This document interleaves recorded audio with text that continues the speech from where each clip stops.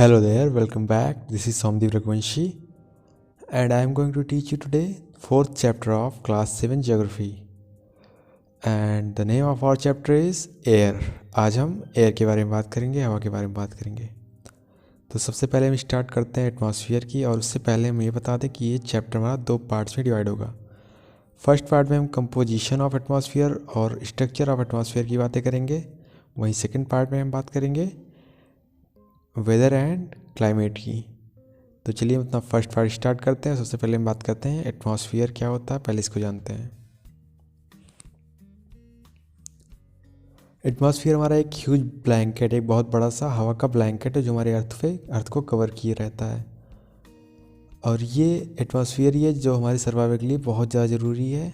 अगर हम बात कर रहे हैं एयर की, तो क्योंकि सारी काइंड्स ऑफ एयर्स इसी पे प्रेजेंट होती हैं। जो भी हम सांस लेते हैं, जो भी हम बाकी चीज़ों में इन्वॉल्व करते हैं, वो सारी एयर्स हमारे एटमॉस्फेयर से ही हमको मिलती हैं। और दूसरे नंबर पे ये सन रेज, जो सूर्य की किरणें होती हैं, उनमें कुछ हार्मफुल किरणें भी होती हैं, उनसे हमें ये प्रोटेक्ट करता है, उनसे हमें बचाता है। क्योंकि सारी हार्मफुल रेज को ये रिफ्लेक्ट बैक कर देता है ओजोन लेयर की हेल्प से, जो कि एटमॉस्फेयर में ही पाई जाती है। तीसरा, ये पे टेम्परेचर को बैलेंस करने में हेल्प करता है, जिससे दिन में हमें उतनी ज़्यादा गर्मी नहीं फील होती और रात में उतनी ज़्यादा ठंडी नहीं फील होती। अगर ये ना होता तो दिन में इतनी गर्मी होती कि हम जल जाते, और रात में इतनी ज़्यादा ठंडी होती कि हम जम जाते। तो ये कुछ चीज़ें हैं जिनमें एटमॉस्फेयर हमें हेल्प करता है बहुत ज़्यादा, जिससे हमारा सर्वाइवल अर्थ पे निश्चित हो पाता है। अब हम बात करेंगे कंपोजिशन ऑफ एटमॉस्फेयर की, लेकिन उससे पहले हम बात कर लेते हैं ग्रीन हाउस की। तो कार्बन डाइऑक्साइड एक गैस है जो हमारे एटमॉस्फेयर पे प्रेजेंट होता है नेचुरली, ये हम जानते ही हैं। तो ये इस गैस की मदद से जो सन की हीट होती है वो ट्रैप हो जाती है अर्थ पे ही। तो उस प्रोसेस को हम ग्रीन हाउस इफेक्ट बोलते हैं। और इस गैस की मदद से ये चीज़ हो रही, तो इस यहाँ पे इसको हम ग्रीन हाउस गैस बोलते हैं। ग्रीन हाउस एक अच्छा फिनोमेना माना जाता है तब तक जब तक ये ज़्यादा ना हो जाए।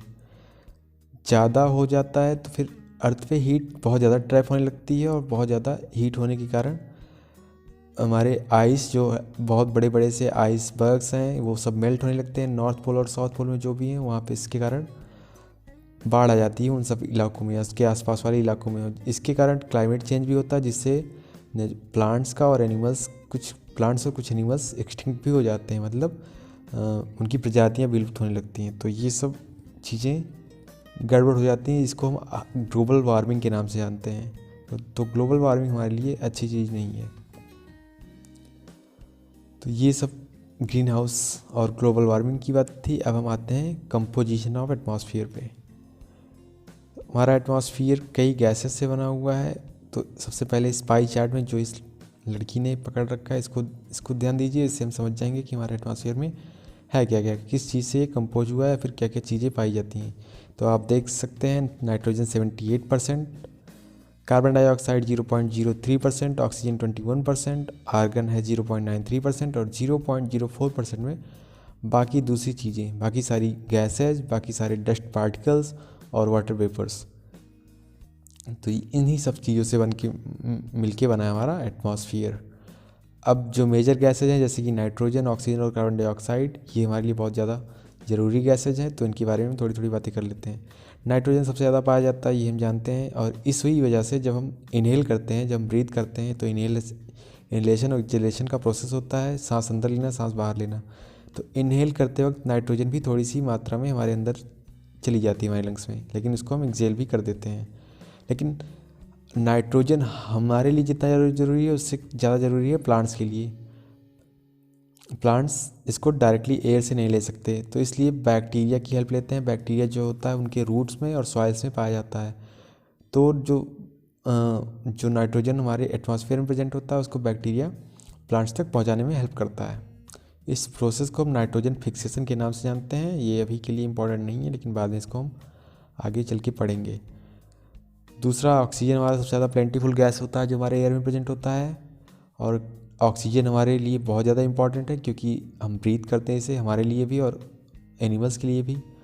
ऑक्सीजन बनता कैसे है? ग्रीन प्लांट्स जो है इसको बनाते हैं फोटोसिंथेसिस की मदद से, और इसीलिए ये एटमॉस्फेयर में हमारे बैलेंस इसका जो लेवल होता है इस बैलेंस रहता है, क्योंकि सारे ग्रीन प्लांट्स जो होते हैं वो बनाते रहते हैं, हम इसको ऑब्जर्व करते रहते हैं। लेकिन प्रॉब्लम तब आती है जब हम प्लांट्स को काटने लगते हैं, ट्रीज़ को काटने लगते हैं, तो इसका बैलेंस जो है ख़राब होने लगता है। अब तीसरी इंपॉर्टेंट गैस हमारी होती है कार्बन डाइऑक्साइड। कार्बन डाइऑक्साइड जो है हम रिलीज़ करते हैं, और ये प्लांट्स के लिए फिर से ये बहुत ज़्यादा इंपॉर्टेंट गैस है, क्योंकि प्लांट्स इसी की हेल्प से फोटोसिंथेसिस कर पाते हैं, जिसके कारण हमें हमारा ऑक्सीजन मिल पाता है। तो आप देख सकते हैं कि कितना बढ़िया सिंक्रोनाइजेशन है नेचर में हमारे लिए और प्लांट्स के लिए। हम दोनों एक दूसरे की इंपॉर्टेंट गैसेस को रिलीज़ करते हैं और उनको प्रोवाइड करते हैं, जिसकी वजह से ये पूरा का पूरा कोऑर्डिनेशन बहुत स्मूथली चलता है। लेकिन फिर से हमारा इंटरफेरेंस जो है इसको ख़राब करता है, क्योंकि कार्बन डाइऑक्साइड नेचुरली इस तरीके से रिलीज होती है, लेकिन इसको और भी तरीके होते हैं जो रिलीज़ कर सकते हैं, जैसे कि हमारे व्हीकल्स का जो होता है फ्यूम्स होते हैं, धुएँ होते हैं, या फिर हमारी इंडस्ट्रीज़ के जो धुएँ होते हैं वो कार्बन डाइऑक्साइड की मात्रा को बढ़ा देते हैं एटमॉस्फेयर में, जिसके कारण फिर से ग्लोबल वार्मिंग वाली प्रॉब्लम होती है। उससे क्या क्या प्रॉब्लम होती है अभी हमने उसकी बात कर ही ली। तो अब एक और बात, एयर सर्कुलेशन क्या होता है उसको हम देख लेते। जो गर्म हवा होती है वो डायरेक्टली ऊपर जाती है, जैसे कि स्मोक। तो वो ऊपर क्यों जाती है? क्योंकि उसके पार्टिकल्स जो है बिखरने लगते हैं, इसलिए वो हल्के हो जाते हैं और इसलिए वो ऊपर जाते हैं। लेकिन जो ठंडी हवा होती है वो डेंस होती है, हैवी होती है, वो ऊपर नहीं जाती है। तो जब गर्म हवा कहीं ऊपर जाती है तो ठंडी हवा उसकी जगह भरने के लिए वहाँ उसकी जगह पे आ जाती है। इस प्रोसेस को हम एयर सर्कुलेशन बोलते हैं। अब हम बात करेंगे स्ट्रक्चर ऑफ एटमॉस्फेयर की। हमारे एटमॉस्फेयर का स्ट्रक्चर कैसा है? ये 5 लेयर्स में डिवाइडेड है। कौन कौन सी? Troposphere, stratosphere, mesosphere, thermosphere and exosphere. अब इन पांचों के बारे में एक एक करके थोड़ी थोड़ी बातें कर लेते हैं। सबसे पहले ट्रोपोस्फियर। ट्रोपोस्फियर एक लेयर है, एक इम्पॉर्टेंट लेयर है, जिसकी हाइट है 13 किलोमीटर। और इस लेयर में वो सारी गैसेस प्रेजेंट होती हैं जो हम ब्रीथ करते हैं। और यहाँ पे बारिश जैसे फिनोमेना, बारिश जो ओले पड़ते हैं, स्टॉर्म्स या फिर फॉग, जो ये सारी प्रोसेस होती हैं, जो ये सारे फिनोमेनाज होते हैं वो इसी लेयर में एग्जिस्ट करते हैं। दूसरा आता है हमारा स्ट्रेटोस्फियर। स्ट्रेटोस्फियर हमारा ट्रोपोस्फियर के ऊपर वाले लेयर को बोलते हैं। इसकी हाइट जो है 50 किलोमीटर तक ऊपर रहती है।